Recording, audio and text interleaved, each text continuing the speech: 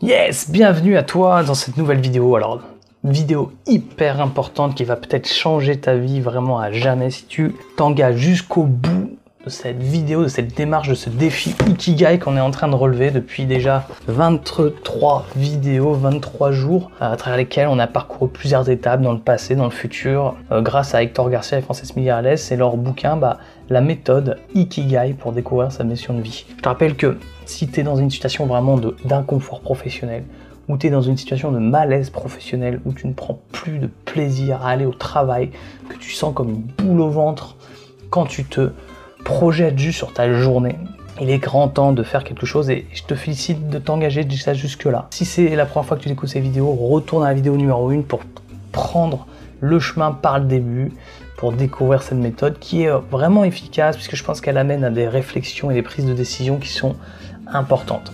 Aujourd'hui, on va travailler sur les décisions cruciales. 24e étape, hyper importante. Pour l'avoir fait à l'instant, je comprends les puissances finalement de cette réflexion qu'on va avoir et des actions qui vont découler de cette étape. Alors, la métaphore que je veux t'expliquer pour te faire prendre conscience de l'idée que Frances Mireles, les auteurs de la méthode Ikigai, nous invitent à découvrir, c'est la suivante. C'est les prises de décision. En fait, dans la vie, on pourrait prendre l'exemple en fait d'un bateau. On serait dans un bateau dont on serait le capitaine. Et quand on est dans un bateau, on doit avoir un cap, on doit avoir une direction à tenir avec notre compas, notre boussole. Et on tient un cap, le cap 200, 210, 215, peu importe. Mais quand on a ce cap, on doit le tenir. Par exemple, si tu pars de Brest et que tu vas à New York, tu dois suivre un cap très précis et t'y engager. Si tu détournes ton cap, ne serait-ce que d'1 degré, tu vas arriver à Québec ou je ne sais où dans les Caraïbes. Donc il est vraiment important de comprendre que dans notre vie, si on veut atteindre un objectif, on doit garder le cap.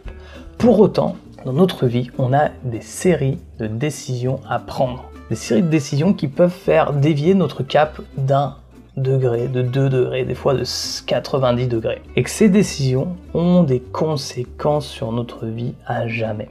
Et qu'il faut comprendre que dans une situation, si tu es par exemple dans un bateau et que les conditions climatiques sont infernales, que tu te diriges droit sur une tempête et que tu le sais, que tu le sens, il est important de prendre la décision de changer de cap. Pour autant, une décision comme ça, tu as aussi, si on parle de décision, une décision, c'est quoi finalement? Une décision, par exemple, si tu décides de ne pas changer de cap, c'est un choix. D'accord? Si tu décides de changer de cap, c'est également un choix. Faire et ne rien faire sont un choix. Et ne rien faire est également un choix. Ce qui implique et qui veut dire qu'on est toujours responsable de ce qui nous arrive, puisqu'on est aussi responsable d'être immobile que d'être mobile. Là, c'est important parce qu'il y a une notion de responsabilité que veulent nous faire prendre conscience aussi les auteurs. La responsabilité que nous avons de notre vie, des choses qui nous arrivent, des circonstances de notre vie actuelle. C'est pourquoi, par exemple, les auteurs citent Anthony Bolinches qui dit la chose suivante. Au moment de la maturité, chaque personne doit prendre entre 10 et 12 décisions cruciales qui marqueront son destin en tant qu'être humain. Une décision cruciale, qu'est-ce que c'est? En fait, c'est celle qui s'impose un avant et un après, et qui affecte tous les domaines de ta vie. Voilà comment ce monsieur Anthony Bolinches définit une décision. Les décisions cruciales sont des décisions qui vont affecter ta vie pour toujours, et dans tous les domaines de vie. Alors, ce qui est intéressant de bien comprendre, c'est que aujourd'hui, là où tu te trouves aujourd'hui, c'est la conséquence de plusieurs décisions, de choix que tu as fait au cours de ta vie. Des choix de faire ou de ne pas faire. Des choix de bouger ou de ne pas bouger. Et que là où tu te trouves aujourd'hui, ce n'est que le résultat d'une série de choix dont tu es responsable et entièrement responsable pour la plupart. Et c'est important de le comprendre. Tu auras beau dire que ta situation est par le fait de quelqu'un ou de quelqu'un d'autre, que en gros tu es une victime de ce qui t'arrive. Malheureusement, et je suis désolé de te le dire de cette façon, mais que la plupart du temps, il faut être clair, c'est que tu es aussi pour beaucoup dans cette situation. Et donc c'est une excellente nouvelle parce que si tu as la responsabilité de cette situation, tu as aussi la possibilité d'en sortir. Il faut comprendre également une chose, c'est que quand on est face à un choix crucial, comme par exemple quitter son entreprise, peut-être avoir une discussion très forte avec son cadre, son responsable, peut-être que ça va être d'avoir une discussion avec son compagnon, peut-être que ça va être aussi de couper, de dire stop à une relation amicale, professionnelle, ça va être peut-être de dire au revoir à son partenaire de vie pour construire autre chose ailleurs, ça peut être beaucoup de décisions de ce type, d'arrêter de fumer, de manger mieux, de prendre un engagement de faire du sport, peut-être.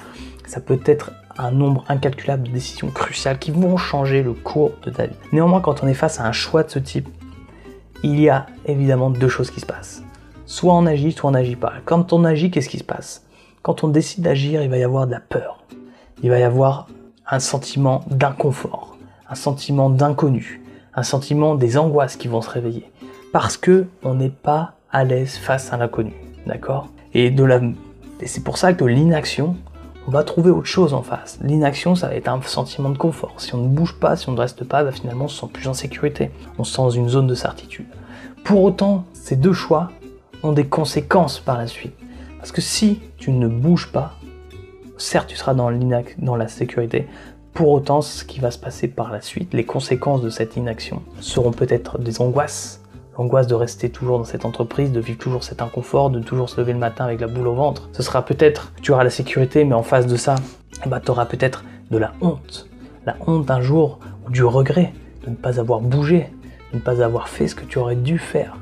Peut-être que face à ton lit de mort, tu seras dans un état d'angoisse pour ne pas avoir réalisé ce que tu savais faire, ce que tu aurais voulu faire, et que tu savais que tu étais capable de faire au fond de toi-même et que c'est ta peur qui t'a arrêté. Et pour autant, et à l'inverse, si tu agis, certes tu vas être face à la peur, l'inconnu, l'insécurité, mais derrière ce qui va se passer, ce que tu vas trouver, c'est des rencontres, du plaisir, de la fierté, de la reconnaissance. Tu vas évoluer, tu vas inspirer d'autres personnes, tu vas peut-être marquer même ton histoire familiale, tu vas être la fierté peut-être de tes enfants, ou de tes amis, de tes parents, des gens qui t'aiment. Et ça n'a pas de prix. C'est pourquoi dans cette vidéo, moi je vais t'inviter, en tout cas les auteurs nous invitent à réfléchir aux décisions qu'on a prises par le passé et d'essayer de les énumérer. Finalement, prends le temps, dans ton carnet, dans ton cahier, de lister toutes les actions que tu as réalisées, toutes les décisions cruciales que tu as prises au cours de ta vie et qui t'ont amené là où tu en es aujourd'hui. Amuse-toi à observer et chaque fois les conséquences qu'elles ont eues pour toi. Par exemple, je te donne un exemple simple, quand j'étais dans mes études de comptabilité, à un moment donné, lorsque j'ai eu le choix d'aller en master et de continuer mes études, j'ai pris la décision de saisir une opportunité qui était d'aller travailler à l'étranger, d'aller étudier à l'étranger et d'y travailler aussi. Ça me permettait de me donner un bol d'air et du recul sur ce que j'étais en train de faire et le sentiment que j'avais au fond de moi, que je n'étais pas au bon endroit. Ça a eu des conséquences extraordinaires pour moi puisque derrière ça m'a permis de finalement faire des choses, d'apprendre l'anglais par exemple, qui aujourd'hui me sert. Ça a été la possibilité de rencontrer des gens. C'était la possibilité de me rendre compte que j'étais capable aussi de réussir à faire des choses en dehors de simplement de la comptabilité dans laquelle je m'étais embarqué. Et derrière, ça m'a ouvert des opportunités de commercial, de cadre commercial et finalement d'avoir un épanouissement professionnel certain, même si il y a eu d'autres décisions qui m'ont poussé à changer, mais la vie change en permanence. Ça a été une des décisions. Je pourrais en énumérer plusieurs, mais tu as compris l'idée, c'est retrace toutes les décisions que tu as faites, que tu as prises dans ton passé. Voilà, je t'invite à laisser un commentaire, à me poser des questions, à me dire si cette vidéo a eu de l'importance pour toi.